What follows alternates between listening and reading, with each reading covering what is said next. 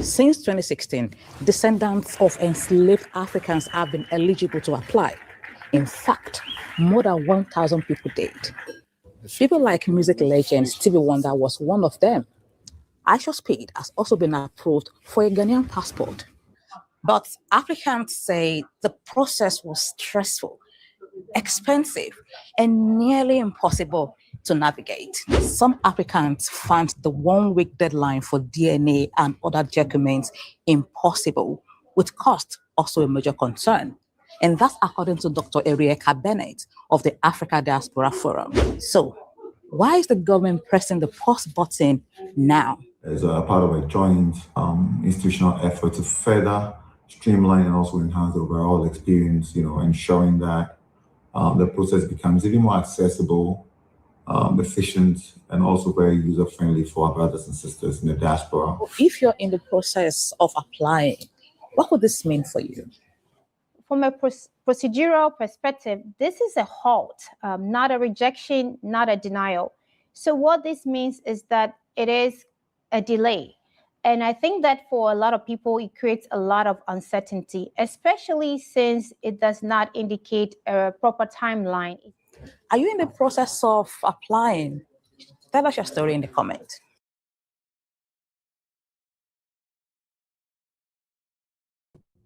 All right, welcome to This Week in Ghana, your bi-weekly live stream where we talk about the news of the day in Ghana.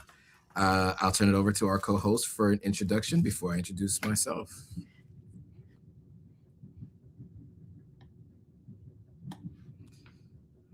I think you're muted, Ivy. Hello, my name is Ivy Prosper, sharing stories from Africa and the African diaspora. I am a producer, the founder of my company, Prosper Creative Group. I'm also a YouTube creator. I'm a speaker, published author of the book, Your Essential Guide on Moving to Ghana. And I'm excited for us to dive into this week's conversation. Absolutely. And I'm Joe Hatagwa, founder of Authentic African Media Group. Our goal is to help people do one of three things: visit, move, and invest in the continent of Africa. And on our social media platforms, we spend a significant amount of time helping people understand how our joint roles in helping people do that and bringing the continent forward. I also have an e-commerce store where I sell merch and products made on the continent of Africa. So as you saw, we are going to spend a little bit of time today talking about the pausing of the citizenship program in Ghana. Of course, it's been talked about at length. When the announcement first came out, Ivy did a video after that tumultuous weekend, last weekend. I did a video, but Ivy and I haven't had the opportunity to talk to you guys together. And also there may be some additional updates and thoughts that we can give based on the conversations and questions that people have been asking. And then there's a couple other conversations that we want to talk about: Borderless Africa and PLO Lumumba's statements at the event that happened last week, and citizenship being given out to HAMAMAT and was it WIYAALA, and then the renaming of Kotoka International Airport. You said citizenship being given to HAMAMAT and WIYAALA, but theirs is an ambassador, a tourism ambassador. There it is. Thank you. As you guys can see, I have not had much sleep today, so forgive me for any missteps. So with that, let's just get right back into the first story that we kicked off the live stream with.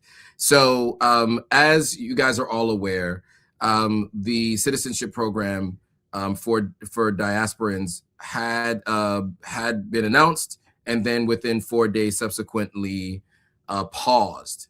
And so there were a lot of questions on the live stream I did that Monday about a couple of elements in the requirement. So just to remind everybody, the points of contention I saw mostly was around the 25,000 Ghana cedi fee, the requirement of Ghanaian DNA, and then some people had questions as to what does like ties mean, like significant ties to the country, right?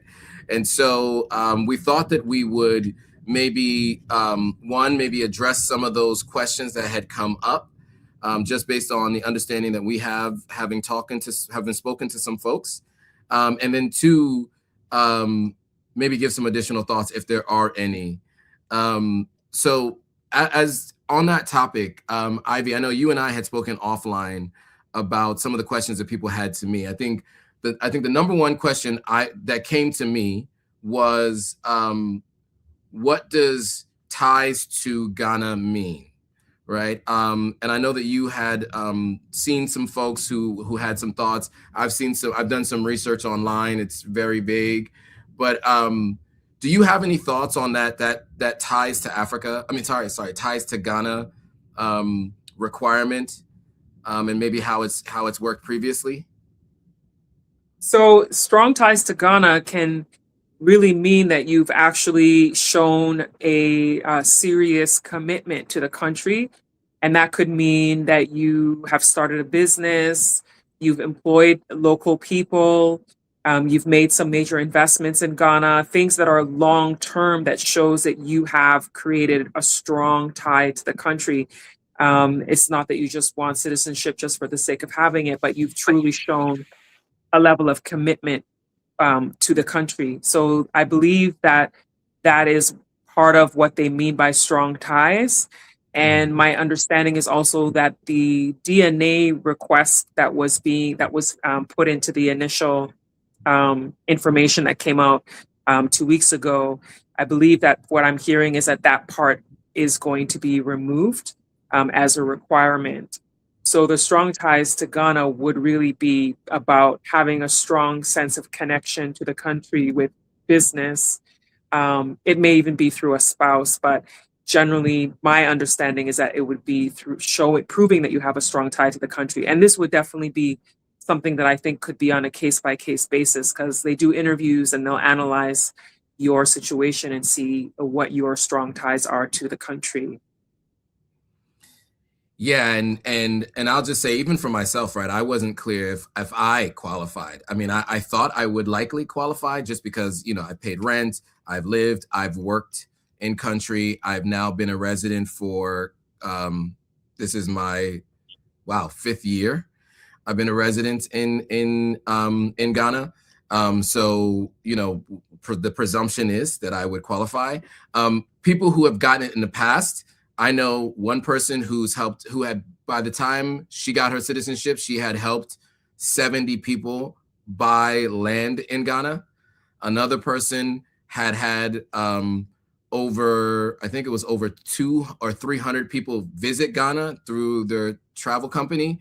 And so those are just some specific examples. I don't know if you have to have those numbers, but they kind of flew right through, right? And these were even in off years. Both of those were not part of the larger contingents. Well, one was part of like a secondary contingent. The other one was in an off year, not one of these big groups. And so, but I've also met other people who do have businesses who didn't qualify. And so some speculation is because they already had African citizenship. But it's hard to tell because they don't tell you why you don't get it. They just tell you don't, right? Which is like any country, right? Visa or yeah, go ahead. Right. Yeah.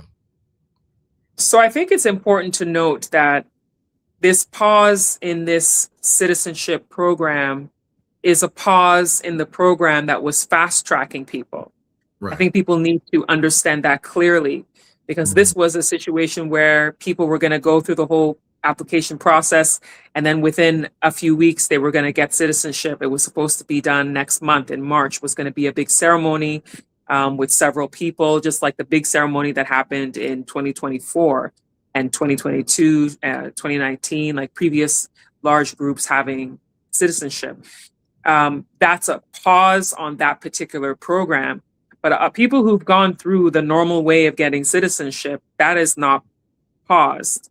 Right. You can still apply for citizenship if you apply the regular way and you go through the process of time living in the country, time, not like this one, which would have fast tracked you. So I had spoken to somebody who told me that, you know, she had gone through that regular process in the past. She did not go through the process that we've seen people fast tracked and get these citizenship under the previous government programs. And this person had explained to me that it took years to get citizenship, and that particular ceremony, there were other people. It wasn't just diaspora, but there were lots of other people who got citizenship that way because it was the normal way, and it takes longer. So if somebody wants to apply that way because maybe they don't have the 25,000 cedis and you want to go the other way. I didn't ask what the cost was, what the person paid, but I imagine it's probably less than the 25,000 cedis. But they went through a longer process. It's like 5 to 8 years to do it that way versus this one, which was a fast track process. So it's important for people to know that if you are not going to go through the fast track, you can always go through the long route. Yeah, good point. And you know, the process for that, I think Ivy has mentioned it on numerous occasions. I think you can probably find that on her channel too, what the citizenship options are for the normal route. I did want to ask you though about the history of citizenship, right? You and I had spoken about this the last time we talked about it, and we talked about how it had been done on an individual basis for specific individuals. You had some really good insight into the history of different presidents who had done this, going all the way back to Kwame Nkrumah. And then the other thing that I think was interesting is that it seemed like Mahama was the person who instituted the larger group of citizenship ceremonies, and you were in Ghana for that as well. So do you want to give a little bit of insight to folks on how citizenship had been granted this fast track previously, and like who are some of the people who had been granted citizenship? Well, I mean, if you're talking about the large groups fast tracking, that's presidential executive order. The president decides that he's going to do it, and then he signs off on it. And that's why it gets that fast track. But in our previous conversation, we talked about that Kwame Nkrumah gave citizenship to W.E.B. Du Bois when he came to Ghana, you know, and that was in the early days of Ghana's independence. So as early as then, he was giving citizenship to individuals. So there are people who have gone under the radar and gotten citizenship, not in big groups, not in big press, but they get it and it's quietly done. I actually met a woman, an African-American woman, at the Entrepreneur Festival that happened last year, who said she got it. And she's a person who works in the US. She's an African-American. She works in the US government. And she had said that she got the citizenship, but it wasn't a big ceremony. It was a one-on-one where the president granted her citizenship. So, so those kinds of things happen depending on, you know, who you are as far as what you're contributing to the country. Because she did talk about, you know, hundreds of thousands of investments and stuff like that. So those types of things are taken into consideration as well. And every country does that. Honestly, every country has it. So, you know, for example, in the US right now, there's so much talk about the current president doing a gold card. But the fact is that country has always had where people can pay for citizenship. Because I remember back in 2014, a US immigration lawyer told me that if you had $1 million, you can get a green card, you know? So a lot of countries have these programs. That's how some of these multi-million-dollar businesses end up, you know, people move to the country, open up offices, headquarters, because they're able to pay what's required in order for them to get their residency or get citizenship, and then in turn start their business, which is investing in the country, giving jobs and all that kind of stuff. Countries look at those kinds of things all the time, you know? So if somebody came into the country who's a multimillionaire diaspora person, I'm sure that they could be fast-tracked for the fact that they have potential to invest in the country, prove that they're going to invest, prove that they're going to open up, you know, something, or maybe they've already started. It's something that a lot of countries already do. So, but this particular time when they're pausing this fast track, We don't know when it's gonna, when they're gonna start the process again. But I know it's definitely not something they've completely halted. It's just a temporary pause while they figure out what they're going to do with respect to some of the demands that the diaspora had, because really they put the announcement out and then the diaspora communities came together and had their emergency town hall meeting. And that emergency meeting is what ended up resulting in the response of the government to put a pause, you know, while they have an engagement with the diaspora communities that have more discussions about the way forward and how to do this to best serve the people. Absolutely. And I heard two phrases from KOD in that video. I heard more accessible, which to me means cost effective, right? Generally, to make things more accessible, when you're saying something publicly without saying cheaper, you usually mean a lower cost and easier, right? Which I would imagine may also include the example you gave earlier on no longer requiring Ghanaian DNA, right? DNA of Ghanaian descent. All right, cool. So because you and I hadn't spoken about that, I did want to make sure we covered off on some of that and answered some of those questions for folk. Somebody mentioned citizenship by investment. Many countries do have citizenship by investment, including the United States. As Ivy mentioned previously, it was not necessarily a policy, but it's now a policy of this current administration. It's been a policy of Tony Blair in the UK previously, as I mentioned. That's why a lot of former African presidents in the 90s got citizenship in the UK, and all their families did as well. Because Tony Blair had citizenship by investment. So it is not something that is specific to the continent of Africa or emerging markets. Many Western countries do citizenship by investment, and many times it fluctuates between administrations whether or not they continue to do it. But there's almost always a way. There's almost always a way if you have the funds to get citizenship in a country. Okay, so with that being said, moving on to what I think is an important topic, the renaming of the airport in Accra, Ghana. I just, and I'm embarrassed by this, but I just recently became aware of who Kotoka was, and the reason for the naming of the airport.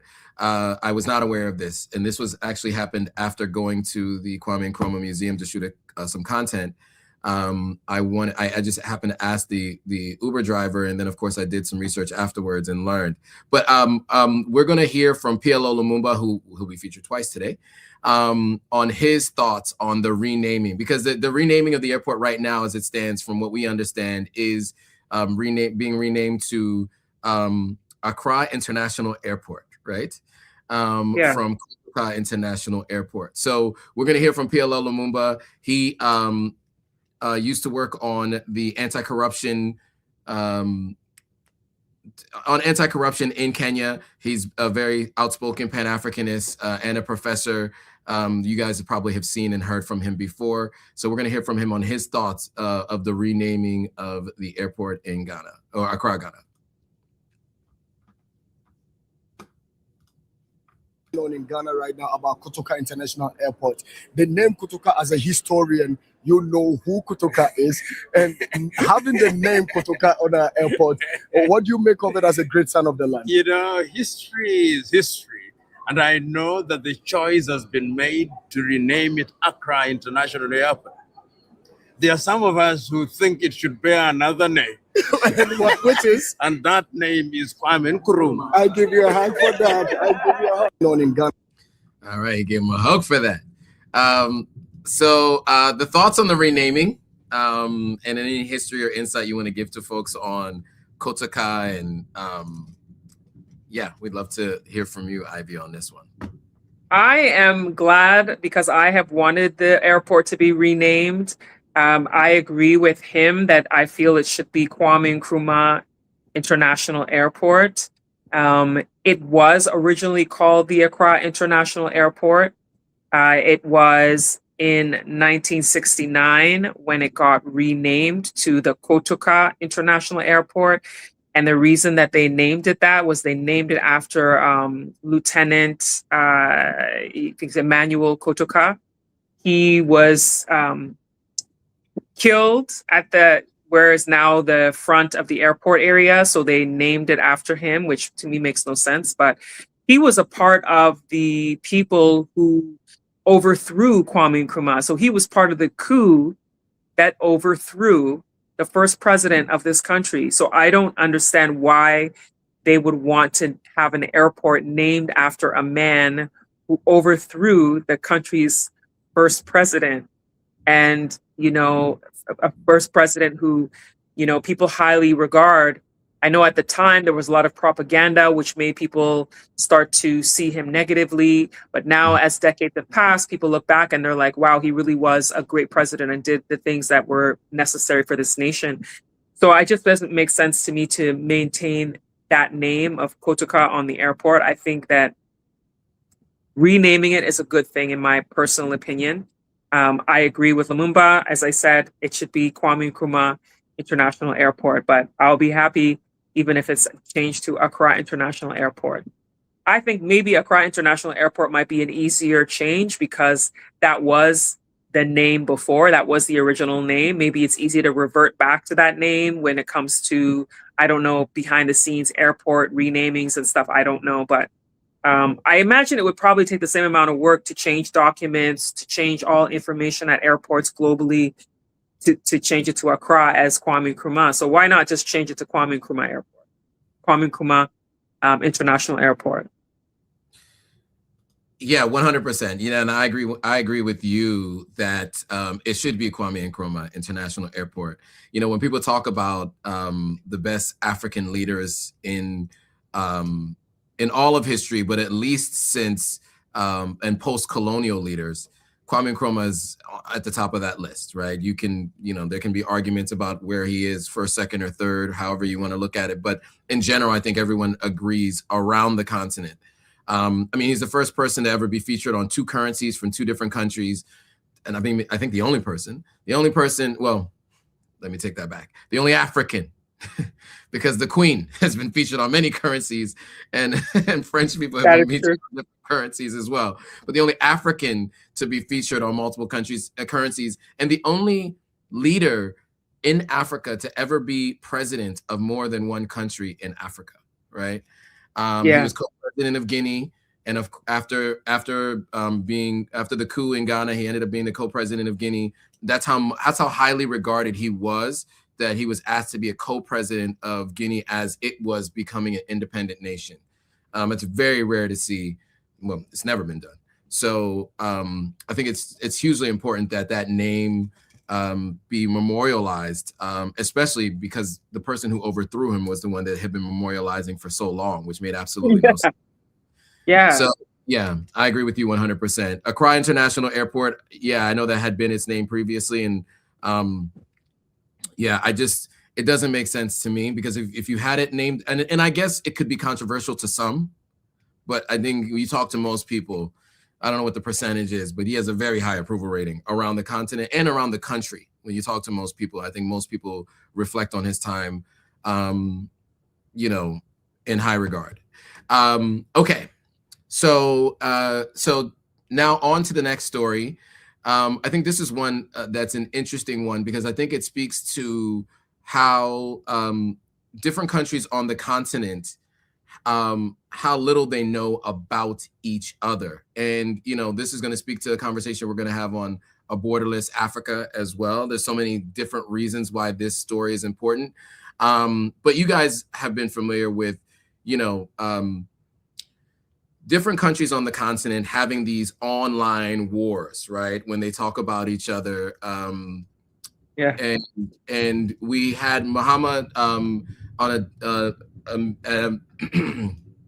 having a meeting with Zambia. So let me just give you some notes. So President John Mahama expressed surprise at that his traditional Ghanaian attire only attracted wide attention after he visited Zambia. What am I talking about? Zambia, despite having worn it on global platforms such as the United Nations. He spoke to in an interview to Joy News. And so if you guys are not familiar, when he had that meeting, there were people on social media saying that he was wearing a woman's blouse, right? There was a lot of conversation about that. And that just speaks to how little folks are aware of different cultures from around the continent. So just for context, let me show you guys quickly what he was wearing. So this is the outfit here. You guys could, if you could see it on screen, I don't know if it's showing up. Nope, it's not. Let me do this. So now you can see it on screen. So this was the outfit here. Sorry, this page has too many ads. There we go.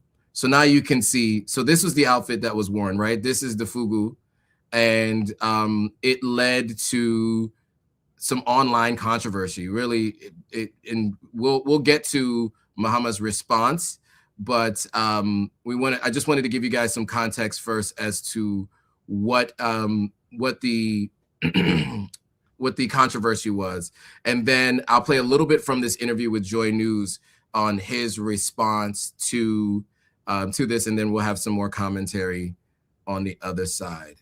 Let me just make sure you guys can see this. Okay, what are you seeing? Okay, let me share this tab instead.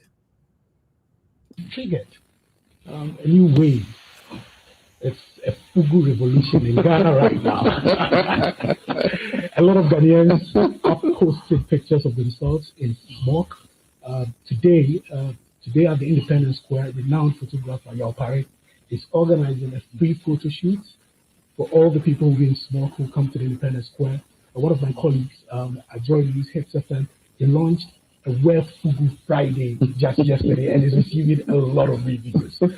I want to find out from you. You have always been a supporter of Made in Ghana. In fact, it was actually part of your campaign message, and you've made a conscious effort to always wear locally made clothes. What do you make of the new smoke wave that you've inspired? Okay, it's called the smoke in English, but in our language, some people call it FUGU, some call it batakari. Yeah. Now, this is a traditional dress that is made by a local industry. It's part of our culture. And so in the past, it was worn by kings, royalty, and also warriors. When our warriors were going to war, they wore smokes. And the belief was that the smokes were soaked in some herbs, and then some spiritual thing was done. So when you fire a bullet, it can penetrate, you know. And so the smoke portrays a lot of things in our culture. And significantly, on the day Ghana, the first sub-Saharan African country to gain independence, on the day our independence was declared, our president, Kwame Nkrumah, was wearing a smoke. He and all the freedom fighters were wearing smoke. So smokes have become an integral part of our cultural identity. All right, this interview is quite long, so if you want, you can, check it out. But your thoughts, Ivy, on how the internet, some folks on the internet in Zambia responded to the smock / FUGU that President Mahama wore. I mean, I think that it just goes to speak about culture and how a lot of people don't really know about each other on the continent. There's so much to learn from each other because my understanding is that there was a blog or something that made a comment calling it a blouse when they saw President Mahama wearing it, saying, what blouse is he wearing? And then Ghanaians instantly took to social media and started responding that this is not a blouse, this is FUGU, this is traditional dress, traditional wear from the northern parts of Ghana. And then people started, showcasing theirs. And then always all the posts I see, it says, hey, Zambia, this is FUGU. Hey, Zambia, look at this. And so it became this whole thing of them kind of just trying to show people in Zambia that this is something traditional from Ghana. And so to me, it's another example of culture and how powerful cultural dynamics can be and how people can take a sense of pride in their culture when they see somebody making a comment about it. I think that it was a reminder of taking pride in your cultural heritage where some people might not have, because he's wearing it intentionally. The president is wearing some of these clothes intentionally to project Ghanaian culture through what he wears. So I think that he did that. I mean, he's gotten a lot of attention because of this particular one. So let's see what else there is to come in other times when he continues to wear Ghanaian clothing. Yeah, absolutely. I think it was interesting, and I like how Ghanaians decided to turn it into something positive. You see this a lot. Generally, when people are offended by other people, they tend to go the opposite way, right? And I liked how Ghanaians decided to show off their fugus instead, and that photographer deciding to do the free photo shoot at Independence Square, so that it just gave people a sense of pride. I will say, of all the countries I've been to, Ghana seems to have the most pride in Ghana, their flag, their colors, their history. It's everywhere. I mean, you go to like those booths that you can get your mobile money from, it's painted in the Ghanaian flag colors. You go in people's houses, they have a flag up in their house. You know, you see it kind of everywhere. And so even there are buildings that are painted like that. I can't remember the name of those 3 buildings, but they're painted in the Ghanaian flag colors.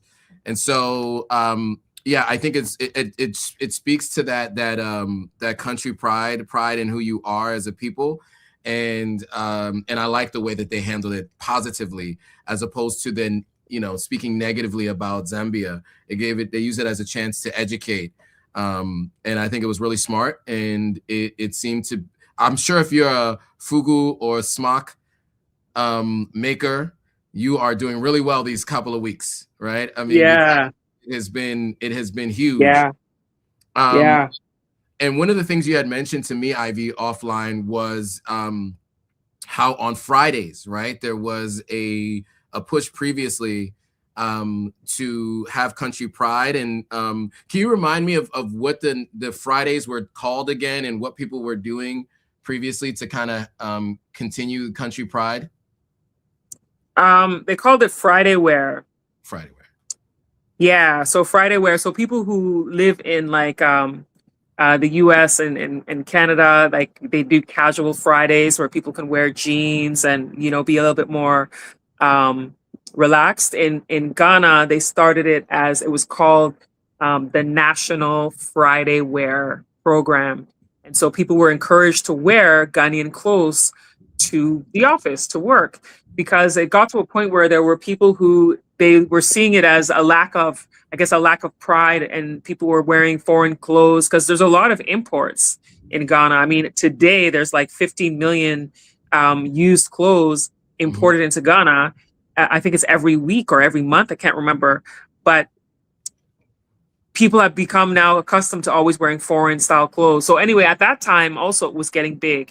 So to encourage people to dress in traditional wear, they did the Friday Wear program, that Fridays you would wear Ghanaian clothes. And so that was, I think that was under President Kufuor at that time. So yeah, that people started to get used to it. And so still today, you hear about people doing Friday Wear to the office. Yeah, absolutely. And yeah, you're right. It's 15 million garments weekly on imports, right? And there are, I mean, beaches full of these clothes. There are landfills full of clothes, a lot of secondhand clothes, you know, the fast wear clothes, those clothes that aren't great for your skin, cheap clothes with dyes and all kinds of fabrics that are not great for skin, but you find them a ton there. And so to your point, when I worked at Jumia, I remember on Fridays, people wearing the FUGU. And it was interesting to me because I was asking, like, you know, why are you guys, because I was like, is it like Dress Down Friday? And they mentioned to me that this was something that they just did on a regular basis. I don't even know if they knew the history. The people I was talking to. Some of them didn't even know. Some of them probably didn't even know. Yeah, they didn't seem to know the history, because when you told me, it was my first time hearing it.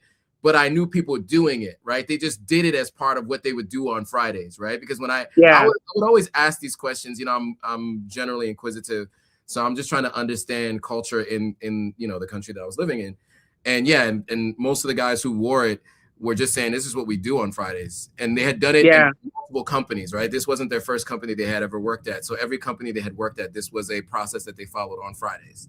Yeah, yeah. And also part of it too was also to encourage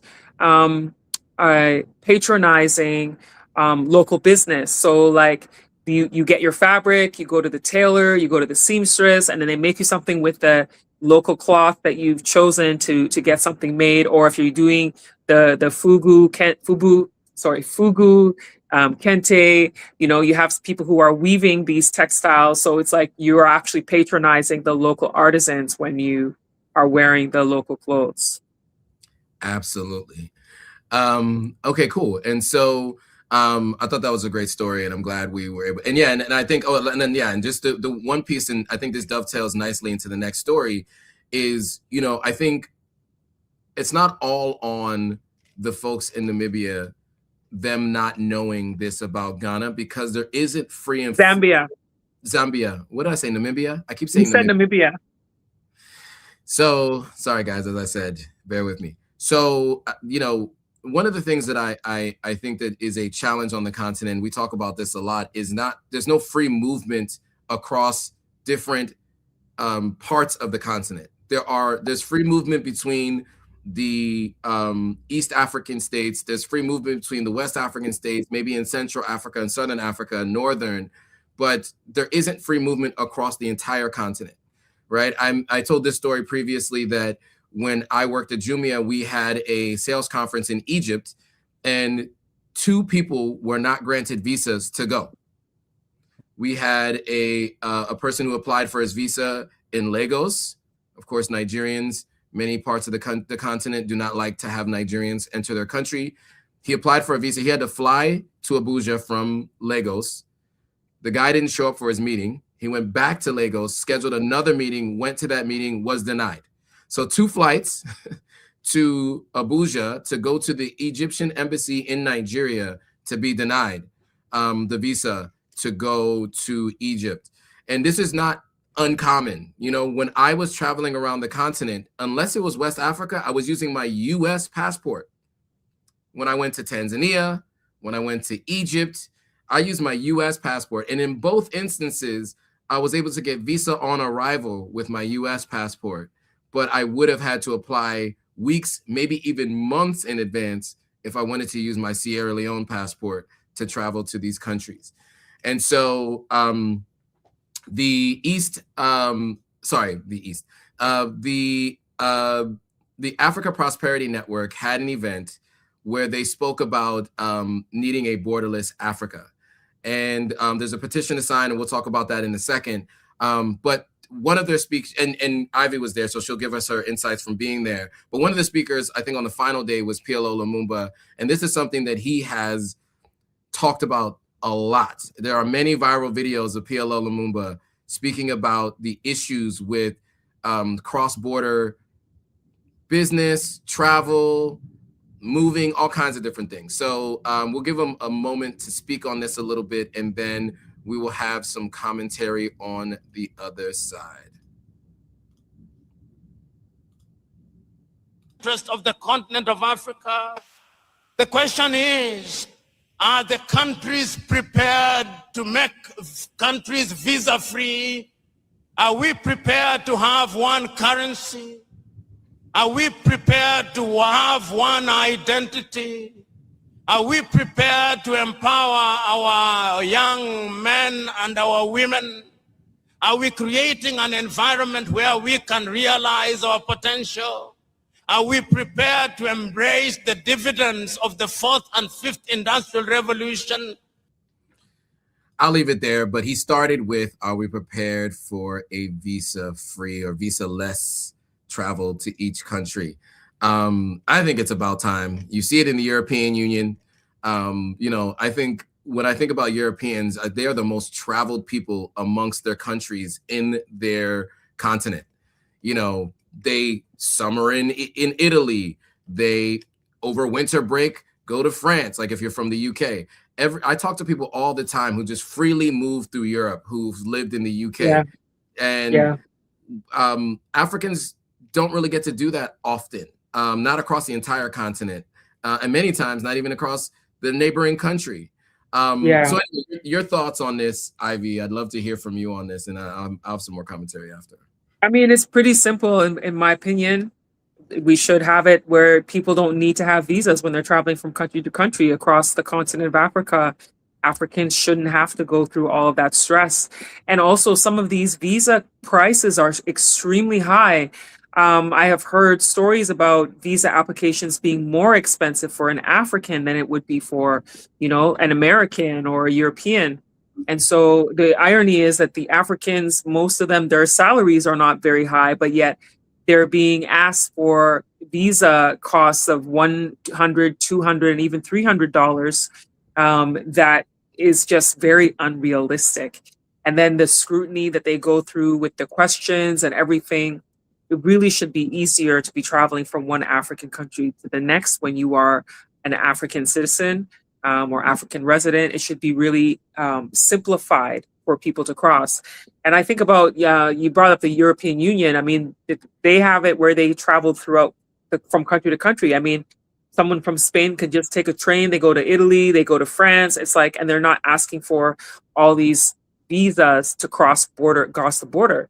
We should have something like that here where you can easily travel from country to country. I mean, we're supposed to have it with ECOWAS. People are supposed to be able to just travel freely without visas, but people still have complained about having issues when they do get to the border, and some of the border agents give them problems. Like people I know who drove across to go to Togo have complained. And then when they want to drive to Benin, they've complained about the issues that they face. So it should really be easier for people in the African continent to be able to move from place to place. Right, exactly. And, we have an African Union, they have a European Union, and in that European Union, it's a free flow of dollars, commerce, people between countries, except the UK. The UK is obviously Brexit. They got out of there. But in general, that's how it had been up until Brexit with the UK as well. And we have an African Union, but that does not work with the African Union. And to your point, I also have some anecdotal information and insight into people traveling cross-border within the economic community of West African states. I had friends travel to Gambia, and between Gambia and Senegal, they were not allowed into Senegal. They went from Senegal and they were trying to get into Gambia. They were not allowed into Gambia. I've had this issue with people trying to go to Liberia by road and Guinea by road from the Sierra Leone. And this is a really big challenge for people who travel by road, even though they have passports that say you should be able to move between countries. Yeah. So that freedom of movement is really not there. And so I do think that could speak to why so few people are aware of what's happening in even their next door country, right? You got a country that's right next to you. You have no idea what's happening in that country because you've never been there, because they make it difficult for you to get there. So obviously we'd love to see that change.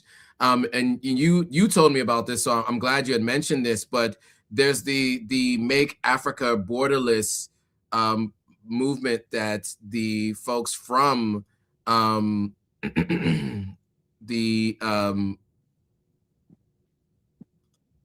sorry, I just lost it. Sorry, my bad. Okay. Here we go. Make Africa Borderless. There we go. You guys can see that, right? So there's a petition here, and there's a petition to get 10 million signatures, right? There's only 6,389 so far. So the website is called makeafricaborderlessnow.com. If you guys watching can head over there after this live stream, the link is also in the description. No matter where you're watching, it should be there, except for Instagram. So you can head over to our YouTube channels or Facebook or wherever, and you'll be able to find the link to Make Africa Borderless. So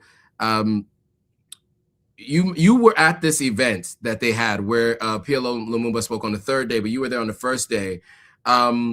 What were the themes of this event, or what did you get from that first day when you were there? Yeah, I'd love to hear for what your experience was like being there. Well, I don't mean to laugh. It's just one of the things that I always am frustrated and tired about in Ghana is things always starting so late. So that was my issue, was it's starting late. They got up to like 2 hours behind.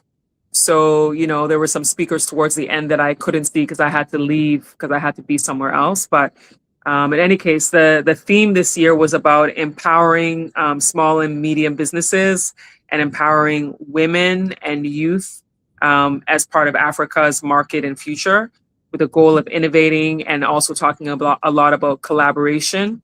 And then the sub theme of making Africa borderless. So I was at the first day where they had panel discussions with, you know, women business leaders talking about doing business in the African continent. And it was the opening ceremony day. So, you know, of course, there were a lot of leaders who spoke. The vice president of Ghana spoke, and the head of the Africa Prosperity Dialogue also spoke. So there was a lot of speeches because it was the official opening day. And then in the morning, they had sessions where they had like business sessions with some business leaders who spoke, doing like almost like a workshop type of thing for the youth, for young people to be able to learn from some seasoned professionals about doing business. And of course, there's always talk about the African Continental Free Trade Area and how we can maximize trade between other African countries. So, I mean, overall, it is a good event, and it's been happening in Ghana every year. This year was the first time that I saw it at the Accra International Conference Center. The previous years, they've done it at like Peduase Lodge, so it's a little bit out of town. It's in town, but it's out of town. It's like a Brie. So, I mean, so that's not really Accra. That's in the eastern region. But this time it was right in Accra. So it was well attended. There was, you know, quite a few people there, and a lot of young people who actually came out as well in hopes of networking and meeting key people that can help them with learning the ropes of the things that it is that they want to do. But I mean, overall, it is a well-intentioned event. I just think that the timeliness was a bit problematic with not being on time. Africa man time, as they say, right? Pick a country. Pick a country. Everybody says Africa man time.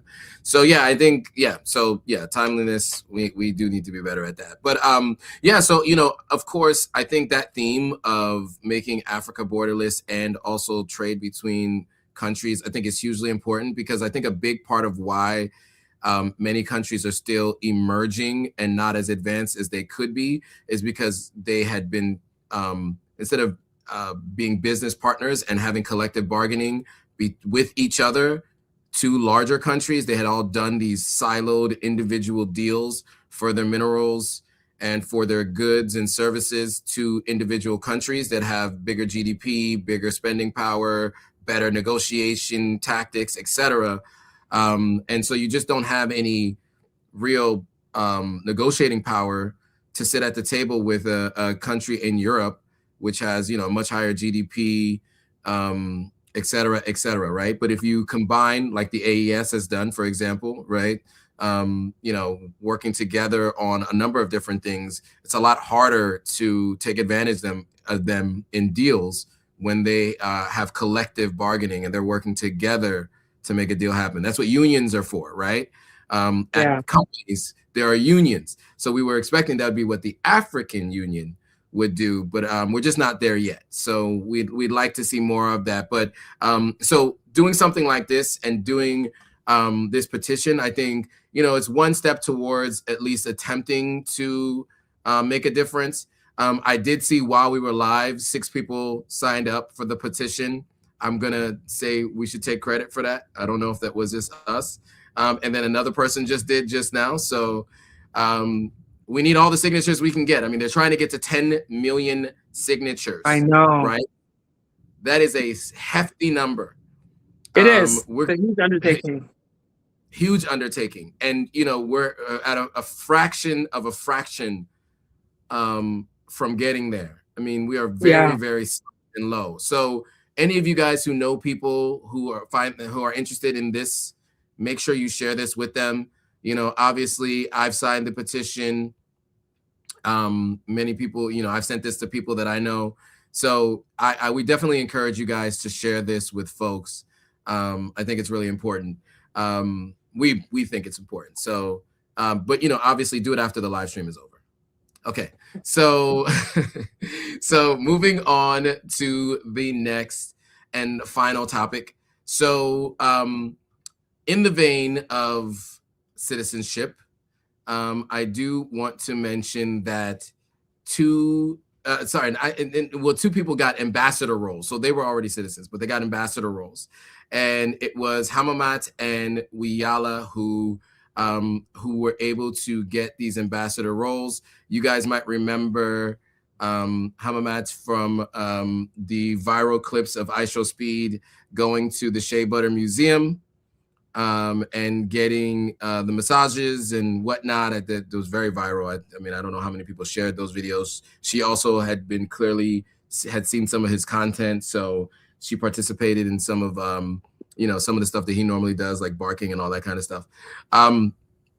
But the Ghana Tourism Authority has set its sights on a major cultural offensive, with plans to officially commission two of the nation's most influential northern icons, HAMAMAT and WIYAALA, as global tourism ambassadors. The revelation was made on Showbiz A to Z on Saturday, February 7th, so this past Saturday, by the Deputy CEO of the Ghana Tourism Authority, Gilbert Agri, who confirmed that the Ministry of Tourism, Culture, and Creative Arts has already initiated a high-level engagement with both personalities. So your thoughts on the ambassadorial roles for these two, Ivy? I mean, I think that WIYAALA should have gotten this a long time ago. WIYAALA has been projecting Ghana, Northern culture to the world for her entire musical career. She's been so celebrated in other countries, more than she is in her own country. And it goes to that whole thing of sometimes people celebrate you abroad before they celebrate you at home. But she's been a huge advocate for promoting Ghana to the world. She's actually performed at some Ghana tourism events that I've seen her perform a few times, WIYAALA. So I think that she's a great option. She calls herself the Lioness of Africa. And she definitely always projects that whole African vibe. And then definitely HAMAMAT it's a no-brainer. She's been doing the Shea Butter Museum. I think it's been like up to 15 years, I think she's been doing it.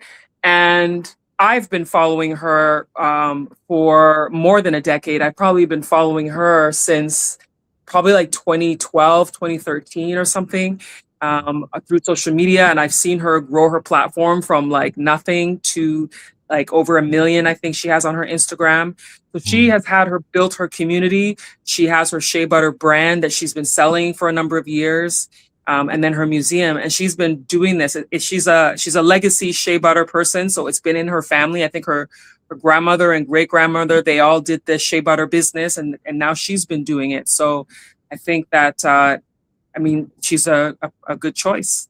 I just hope that the ministry and Ghana Tourism working together, having them be ambassadors, have like a strategic plan, because I know that there's been previous years that the ministry has had ambassadors for tourism, and some of those ambassadors publicly express a little bit of discontent, feeling that they weren't utilized enough in some of the promotional activities. So hopefully it will be different this time around.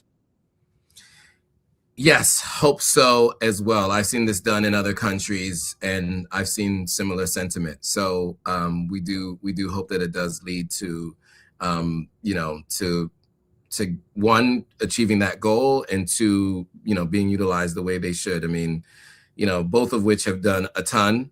I'm more familiar with HAMAMAT just because of the Shea Butter Museum, having been there, and the social media following, just because I follow all the people. But yeah, so I'd love to see that happen. We will keep you guys posted and see how that goes. All right, so that is everything for today. Thank you guys for staying on so long. We I went a haven't little seen over. our community engaged. I haven't seen our comments today. So interesting. Yeah, it was mostly people were just commenting on the first story. Yeah. And then not much else. I noticed that. But you know, those of you who stayed on this long, you guys didn't comment as much, but we want to thank you guys at least for watching. And you know, maybe you guys were listening to us while you're on your way home from work, or you know, on your lunch break, wherever you are in the world today. So we appreciate you. But we do love more engagement. We want to hear from you guys. And every once in a while, depending on what the commentary is, we can put it up on the screen and we can answer your questions if you have any. So definitely, you know, get in there, leave your comments for future live streams. We will be back in 2 weeks for our next live stream. In the meantime, check out both of our platforms. Subscribe to Ivy at Ivy Prosper. Subscribe to Authentic African at Authentic African on YouTube, Authentic_African on Instagram. But if you search Authentic African on any platform, you should be able to see it. Same thing with Ivy.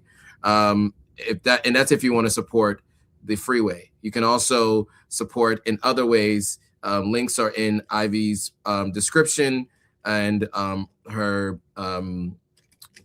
profile on Instagram, etc., and same for me. So if you want to support in any other way, please do that. And you can also do that on this platform. You can, you know, on YouTube specifically, I should say, there are ways that you can support through you know, what are those called? Those super chats, super thanks. You tap the $sign on the bottom corner of the live chat to show your support. I think you can also do that even outside of the live chat. There's ways to show your support through the super thanks or super chat. A lot of times creators have other links like PayPal, like Zelle, like Cash App, because they want to be able to receive the support directly. Because one of the things that people don't know is when the super thanks and super chat goes through YouTube, YouTube takes 30%. So if you gave $10 to your favorite creator for some information, that creator takes home $7 and $3 goes to YouTube directly. So so that's something to think about. Sometimes creators have their PayPal links, as I said, Zelle, Cash App, because they want to be able to get all of that in support of what they do. And I just also want to mention that I know that the comments were a little bit less as, you know, other topics came. I think one of the key things is that a lot of times people say they want to be citizens of a country. It's also important that if you want to be a citizen of a country, also be aware of the things that are going on in that country, paying attention to the news that are happening in that country. Because if you're planning on being a citizen, it means that you're a person who can vote in that country eventually. Even if you want to be a resident, it's good to know what's going on because it gives you an understanding of the lay of the land and how people think.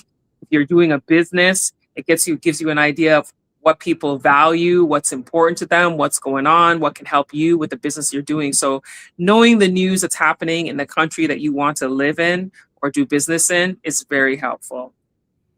Absolutely, 100%. And you know, if you have the ability to do your civic duty, then it's your duty to do your research on candidates and the parties and what people do, their past history, etc. So, yes, very, very important points. Yeah. So we look forward to seeing you guys next time. Thanks again for watching. See you guys soon. Bye, guys.